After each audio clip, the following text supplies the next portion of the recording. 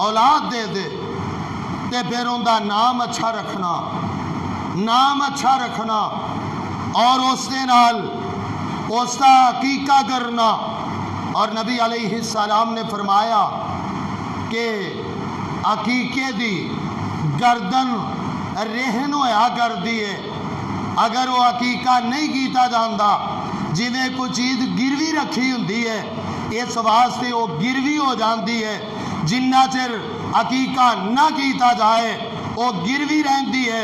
आखोगे ओ किवें? अगर कोई दीन नूं समझण वाला है, बच्चे दियां बीमारियां नहीं मुकदियां, ओदियां बाकी जामतां नहीं मुकदियां, परेशानियां नहीं मुकदियां, अगर वो हकीका कर लेंदा है, सुन्नत ते अमल कर लेंदा है, अल्लाह करीम उस बच्चे नूं जामतां ते बीमारियां गिरवी होण तो अल्लाह महफूज करके सही सलामत परवान चढ़ा देंदे ने।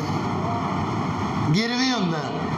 और 7वें दिन अकीका करना, बच्ची वास्ते 1 जान, बच्चे वास्ते 2 जाना, छोटा जानवर, कुर्बानी आलियां शर्तां कोई नहीं। इस वास्ते वो अगर कर देंदा है। और अक्का या उक्को का माना, इहदा माना हुंदा है, एक दा माना हुंदा है कट देना और दूसरा माना हुंदा है आज़ाद कर देना। गोया कि अकीका बच्चे नूं बीमारियां तो आज़ाद करा देंदा है। अक्का या उक्को दा माना कट देना, मुराद है हर चीज़ नूं खत्म करके ते बीज नूं सही सलामत परवान चढ़ा देना। अकीका, ये अकीका कर लिया।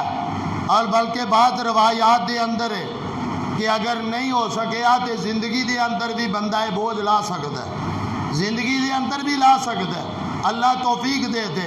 वैसे तो सुन्नत 7वें दिन है, 7वें दिन अकीका कर दे ते बहुत अच्छी बात है और उन्होंने करना चाहिए और नाम भी अच्छा रखने की कोशिश करनी चाहिए।